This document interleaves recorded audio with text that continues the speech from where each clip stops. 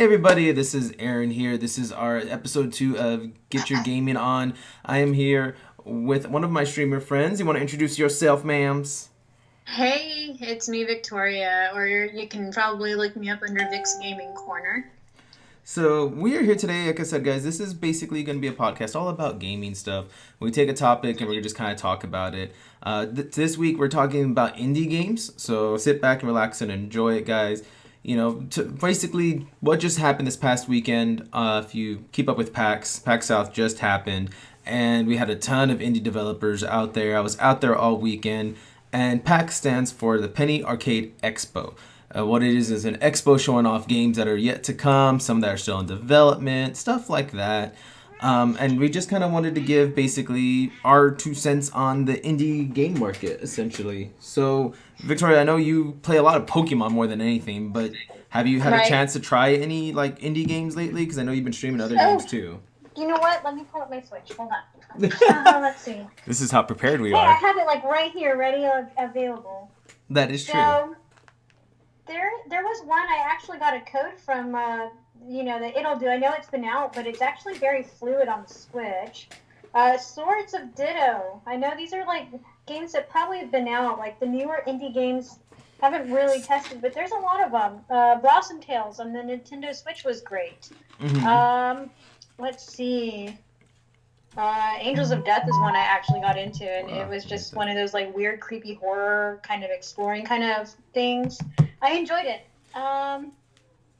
So, Let's see. since I know you're looking through your Switch right now too, and Yeah. we've had a couple of indie ones come out that people weren't expecting to be kind of number one contenders. Outer Worlds was one of them. I don't know if you had a chance to Yeah. play that one. I have not played that one yet. Oh, that one's fun, and that one honestly caught me by surprise too. I wasn't expecting it to be anything, and one of the reasons I wanted to bring that one up, I know we both play a lot of more popular games. Like I said, you play a lot of Pokemon. I know you've done Right. Dead by Daylights and all that, and I played a lot of Mhm. Fallout, Halo, and all that. And Outer Worlds to me was a very good example of an indie developer doing a game right. Like we had Fallout come out from Bethesda, and it flopped so hard. Oh yeah, I remember. I mean, I played Fallout. What was the one before that? The Fallout We had 4. Fallout 76 and I think Fallout 4. Yeah, because Vegas was before 4. So, yeah, I think it was Fallout 4. Yeah. Fallout 4 is the one I played, and personally, it's not the kind of game that I would get into, but I did try it, and I heard, 76 was really bad. Yeah, 76 was terrible, and Outer Worlds just nailed it. It was really. This is what Fallout should have been from a big developer, and here it is. The developer of that one is Obsidian Entertainment, and they knocked it out of the park with the Unreal Engine. So yeah, like that's why I want to talk about certain games. Like you don't need to have a AAA title to be a good game. Like you said, you've played what about 4 or 5 indie games right there, and yeah, they're older, but you heavily enjoyed them. It sounds like. Oh yeah, I did. I'm more into the whole RPG thing, so of course I love a good story, and if the story isn't great, I'm gonna put it down like 5 minutes after I play it. So. Yeah, exactly, and that's like where I feel like a lot of the big developers are going with. They're not concentrating on the story so much. They're either going more towards their multiplayer. And I remember Call of Duty a couple of games ago literally dropped the campaign and said we're just gonna have a multiplayer game, and yeah, You know what that I didn't work. don't like about AAA games lately with some of these developers is they've already established their brand Yeah, and they're getting lazy with their development. And I don't want to say that the developers are bad, but it's the way that they're making the game less. That less is supposed to be more, but it's not. And I don't like that in some of those AAA titles. That's where the indie games pick up because they recognize that even as a gamer or as a developer, they're recognizing that some of these AAA games are lacking in those departments, and they're making the games worthwhile. exactly, and that's why like these some of these developers too, like you said, these publishers like EA and all that, and Bethesda, they have these AAA titles, and they're pushing these guys to essentially get the game out as quickly as possible, and they don't care as long as it's a big name.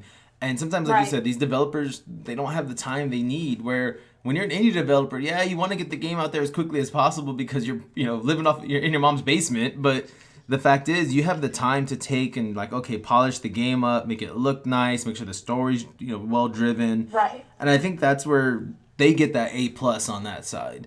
And Oh yeah, of especially course. being at PAX, I got to see Mage Quit, Garden Story, these games that you don't think would be anything, but man, I remember Mage Quit had a line all day long. Did it? Oh Yeah, my. so Mage Quit is just a wizard game. It's basically up to 10 players, and you can basically you get one spell. It's 9 rounds, and you get one spell per round, and that's the spell you get. So like you start off with one spell, then you get two, three, etc. Technical Uh-oh. difficulties with Okay, you there? Skype, guys. Yeah, I'm right here. I was like, hello? Hello, did I lose you? Yeah, like I heard you go away too for a second. I was like, something happened.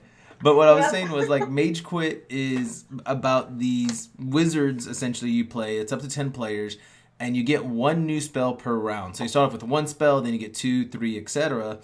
until you basically have all the buttons laid out to where each spell is something different. And I remember Friday, Saturday, and even Sunday, they would always had 20 people playing at a time. They had two games going, 10 on Wow. one and 10 on another. And So they it's always pretty had trendy. people. It's pretty catchy and popular. Yeah, and that's by two brothers. It's Chad and I believe the other guy's name is Terry. I believe. I apologize. I don't remember your name, but it's with Blowfish Studios, guys. So check them out. But like that shows to me that if you had always a new set of 20 people wanting to play your game every 20 to 30 minutes, I believe it takes to finish a game. He said. But yeah, so the fact that they were having somebody there, 20 people there every 30 minutes shows something. Then you had Brawlhalla. I don't know if you ever saw It shows a Brawlhalla. huge promise, and I like that. I like that about games is when you start noticing those things. Exactly. Did you ever see Brawlhalla? I think it's on the Switch too. I'm not sure. Have you seen that one? I've seen it. It's not the kind of game I would play, but I've heard some wonderful reviews about it. Oh my gosh, I got to see it there at PAX South, and it looks like a really fun Super Smash Brothers. Like, I don't know. It's been out for about 4.5 years now, but It came out before Smash, and that was the beauty of it because everybody was waiting for Smash. Smash is a wonderful title game. Don't get me wrong, I have it on my Switch, but it was one of those things that filled the void until then, and it turned out to get a really huge following. it really has. And like Brawlhalla, like I said, it's been out for about 4.5 years. So it came out right before the more recent Smash Brothers, but like you said, it's in that in between time.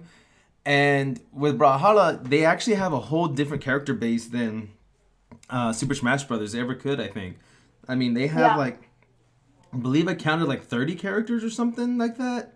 But they pull from all universes. It's like they pulled from Steven Universe, wrestling, uh, Adventure Time. They had a bunch of different characters, and I'm like, oh my gosh, this is Yeah. interesting. And So it's kind of what you wish Smash would have been open to, that Smash is now starting to do. Like, they just recently, added Joker, and I think now they're doing one from Fire Emblem or something.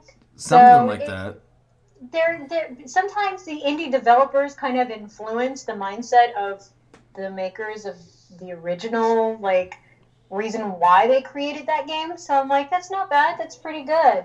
So I like that they're, kind of. I don't like that the AAA are kind of like stealing the ideas, but at the same time, it's a brand we all come to love. But with these new indie games coming out, at some point, their startup is going to, at least what their hope is, to create more series in either the same platform or multi-platforms. Also creating a brand for themselves. Exactly, and that's good, especially like with these smaller ones. Eventually, someone may pick you up because I mean, if you look at PUBG or playing unknown battleground, a lot of people played it. It was so buggy and so laggy, and oh my gosh, it was hard to play. But then Microsoft invested and bought the company and essentially made the game a playable game for everybody. And Right. that one actually still holds merit. People are still playing it. Yeah, Fortnite came in and copied it, which was a big EA title, but Battle Royale was still big and strong with just the indie developers making all these games, I think. And that's Oh yeah, it's still huge. People still play it, and a lot of people still enjoy PUBG. It's not my kind of game, but Oh, yeah. people really do enjoy it, and they play it on a bunch of different platforms. So exactly. And that's why it's like one of those like, okay, because I played on PC, Xbox, and my phone. So it's like, okay, well, I got away from it because I got away from Battle Royales, and then I recently got back into Apex and Fortnite. So see, and I can't get into shooters, as I know it's one of those things that is a wide popularity people grow their fan base, even streaming wise. Those are huge games for streamers, but it's just not my kind of genre. Yeah, you need more of the Undertale stuff, man. That's more I your do. style. I love RPGs. I love action adventure. If it was anything of that nature where there was exploration, I'm totally all over it. But if it's like anything shooter wise, it's like literally pulling teeth to get me to play it. Oh yeah, It really is. it is because I've tried to get her to play them. The other thing is It too, so is. like I want to know what your opinion is because a lot of these indie developers they go for less intense graphics. You know, some even go back down to 32-bit just to give that nostalgia feel. Does that ever bother you, or do you like that old school feel? Because I know we're about the same age, so you grew up on the same consoles. Yes, this is true. It doesn't bother me one bit. I know some people are all about graphics and they want the latest and greatest, and I think that that's more so the younger population, generation of gamers who have already started out with beautiful graphics. We grew up in the 8-bit, era, and then it turned into what 16 Yeah, it goes 8, something or 16, whatever the 32, numbers were. 64, 128, and then Yes, 256. exactly. So when we grew up with those things, we were able to understood what a little dot on the screen was, Yeah. and what it was supposed to represent. Versus, look at God of War, for example. Oh It's yeah. a beautifully stunning game, and every time I play it, I'm just like, wow. But it's because I grew up with little pixelated graphics that I can appreciate that. Whereas someone who might be slightly younger, and I want to say maybe between 10 to 20 years younger playing or streaming these games, they look at a game, they're like, oh, this is garbage because it's not, better or 4K or 8K. And, these developers are doing amazing, beautiful art in these games. Uh-oh. You still Oh, there? yeah, I'm right here. Oh, okay. It said poor connection, so I was like, ooh. But I can appreciate nostalgia. I can also appreciate the newer graphics. So I don't have a problem if it was to go down to an 8-bit character, pixelated game or whatever. Like, for example, what was that? Oh, hold on. I have it on my Switch. Hold on. I'm going to give you, well, I have it. Um, you're Dead so Cells. organized. There we go. Dead Cells. That game, I don't care if it's pixelated. Can I swear? Can I swear on your I podcast? prefer not. Okay. I Well, mean, because it's freaking amazing. it is 18 and up, but I don't need to get striked on YouTube for anything. No, Because I don't want you to thanks get YouTube. striked. That's why I was like, can I do it? Because if not, it's totally fine. I can rearrange those words. Well, guys, you know what she was going at, so yeah. But yeah, no, it's freaking awesome. I love Dead Cells. I didn't think that I would get into it. Actually, Fred, who we used to work with, he was playing it nonstop, and I was just like, meh. But then when I started playing it, I was like, I see the reason why he plays it. Another good one that has pixelated graphics is Axiom Verge, and they're actually having a part 2 coming out. It's like a Metroid game. It's Yeah. awesome. I mean, there are some games that I will play that are not action RPG, but it's an amazing, visually pretty game. And then there's some that are, more like kid-friendly stuff, like Cat's Quest or Cat's Quest 2 that just recently came out. Yeah.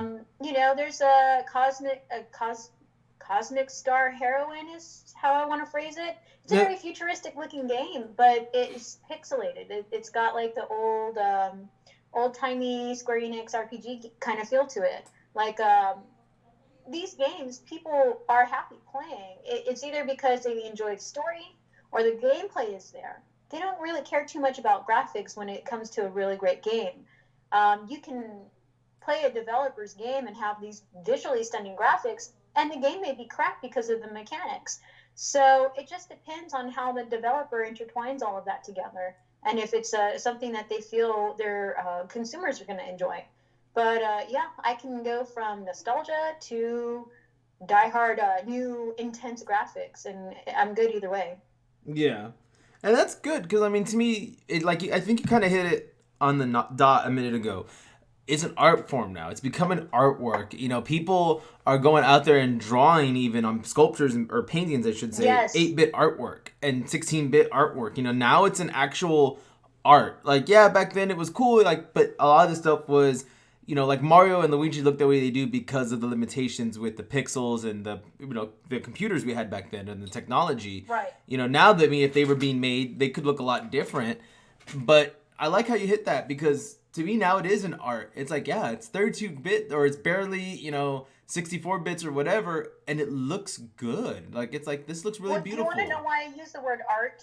Why I'm going to throw a huge title out there. Okay. Zelda, Breath of the Wild. Oh, God. No one expected that game to be so visually stunning. It's like looking at a painting moving every time, like a studio, and I'm going to mess up the name, but you know which one I'm talking about, right? Studio. Is it Ghibli or Ghibli? Ghibli? Or I think it's Ghibli. Which one are you talking for? Ghibli, right? For which one? So it's got that feel to it, and I love it. And I even love what they did with the remaster of Link's Awakening, you know? Whether it's old pixelated games, if the game is fun, people are going to consume it. They're going to buy it. They're going to enjoy it. If the game is crap, they're not going to waste their money on it after other people's reviews and videos. That's unfortunately what happened with the Bethesda with Fallout 76. Graphically, the game is beautiful. Yeah. Mechanics-wise, it's not that great. Yeah. That is true. And that's what, like, I agree. You can make it look as beautiful as you want, but if the storyline's not there, if the love for the character's not there even, then that game's dead in the water. Halo. Exactly. Halo back in the day was a shot in the dark. I know everyone bashes Halo now, and they're like, oh, it sucks. But it's like, do you realize the shooting genre would be nothing without Halo 1? It had a good story, good mechanics, and it was a no-name company that Microsoft decided to buy and say, hey, let's see what this does. And sure enough, they hit a home run with it. Yeah, it became widely popular. Very popular. I mean, huge. It has a huge following. People even do cosplay for Halo. Oh, yeah. I mean, and that's what I'm saying. Like, I know we bash these games sometimes, but it's like, you got to remember where some of your roots have come from. And I think that's where some of the newer generation doesn't remember that. It's like, no, well, you wouldn't have all this. I'm glad you mentioned that. Uh-oh. Square Enix, for example, because I am a huge RPG fan person, and I happen to love Square Enix video games. At least I did back in the late 80s, early 90s, pre-millennia. We're not showing our age. I mean, some of these games, like Final Fantasy 15, I was very disappointed. They didn't make the episode with Freya. Yeah. They were really down to a crunch time on Final Fantasy 15 for release. Yeah. If the game is not ready, don't market it. Don't release it. Exactly. If it's ready, market it 3 or 4 months before you release the damn thing. You don't want an incomplete game. Nobody does. No. And then you're going to have all these people complaining about it. So what they've been doing lately, and I have to say, I give them kudos. I give them kudos because I guess they're finally listening to their fans. And this is just one company of many that are starting to do this trend. If the game is not ready, like I've noticed on Twitter, they'll say, we're going to take our time. Like this big title that's coming out, Final Fantasy VII, the remake, which I am so stoked for. They're not going to release it the day that they estimated. So they're pushing back the date. And you know what? That is totally fine. I would rather them make it right, release it without it being buggy, having people basically tear the internet down, destroying it, with bad bashing that beautiful game. And I know that they're working hard on it. I know they are on a time crunch, but if it's not ready to be released, don't release it. And Take I agree. Your time. Make it right. And I agree. And I think everyone, the bigger publishers, and not all of them, because I'm not a fan of EA, and I will not buy another game of theirs. And I've said that a lot. Like the Jedi so game? I haven't played it. I want to play it, but I refuse to buy it and give them money. Because you hit it. It's on the Xbox One X. I enjoy it. I want to play it because I want to support the actor who also does Joker, and that's him. But at the same time, again, EA doesn't care. They rush these games. Like Microsoft has finally understood. That's why we haven't had a new Halo in the last few years, because they are finally giving 343 Industries the time it takes to make these great games. Just recently as well, we had Dying Light delayed again, and Dying Light is huge. The first game was amazing. Everybody loved the parkour zombie thrill. But yeah, Dying Light was, I'm going to have to edit all this out. So Dying Light was a big game. Dying Light 2 has come out, but they're getting delayed. So they're finally understanding that, hey, we need to take our time and let these guys develop the games the way we want to, and to make sure it gets where people are wanting to see it. And, on that note, like I said, I want to keep these short, guys, so that way you can kind of understand and get a reference point from what we think. On that, though, before we go, Victoria, what game would you recommend people to play that's an indie game? That's an indie game. So one that I've been hooked on, and, They also used a Nintendo title to integrate into it. Is where is it? I was playing it the other day. Hold on. So I've been playing Cadence of Hyrule, but it is actually, where is the other one? I know I have it here. Oh no, it needs to be on here. Well, I know it's like right next to it. Hold on. While she's looking for Crypt that. of the Necrodancer. It's a music game. I enjoy that game a lot. Okay, that's an interesting one. I've never heard of I it. didn't think I would like it, but it's catchy. And I like that you have to move to the beat, like literally tap the controller and stuff. So it's awesome. That's kind of cool. So I think personally, and not because I'm going to say it because I have to say it, this company actually hooked it up and gave us a copy of their game, but I actually enjoy it. It's called Rez Please, REZ space PLZ. It's on Steam right now. I don't know if they're on any of the consoles. I don't think so yet. They talked about possibly going that route, but it's a fun game. It's all about co-op though. Like, that's what I like about it. It's these two wizards. They have to like get through the area, but they really, really suck at being wizards, and they only know one spell, and that spell is to resurrect, and that's it. And on that note, we lost Victoria. Skype gave her issues, guys, so I apologize. That sometimes happens with technology, obviously. Things break and things happen. There she is. Let me add her back in. Are you there? I am so sorry. No, you're good. On that note, like I said, I don't know what you caught, but Rez Please is what I recommend. It involves two wizards who really suck at being a wizard, and they only know one spell, which is the resurrection spell. And you technically have to die to solve some of these puzzles while your partner has to resurrect you. A fun little game. Oh, wow. I strongly recommend That sounds it. interesting. You know what that sounds like? That reminds me of that whole Phantom of the Hourglass from The Legend of Zelda. Just the way you described it, because you have to basically, bring Zelda back to her body. But I totally just blew that for everybody, didn't I? Probably. Anyways, yes, that's cool. That's so cool. I like that. Yeah, so I recommend really it. fun. They gave us a copy. I'm excited. I'm happy for it. Check out Rez Please, guys. On that note, this is Aaron from Get Your Geek On, and I had Victoria here. It was so lovely talking to you. I'm so happy you were finally able to at least talk to us, since you won't come into the show ever. Well, tell everybody I said hi over at the show. But yeah, I'm happy to do the podcast anytime. No problem. Well, thank you again. And on that note, guys, always, what makes you geek? Let us know in the comments. What game is your favorite indie game? And y'all have a great night. Thank you. Cool. Good night.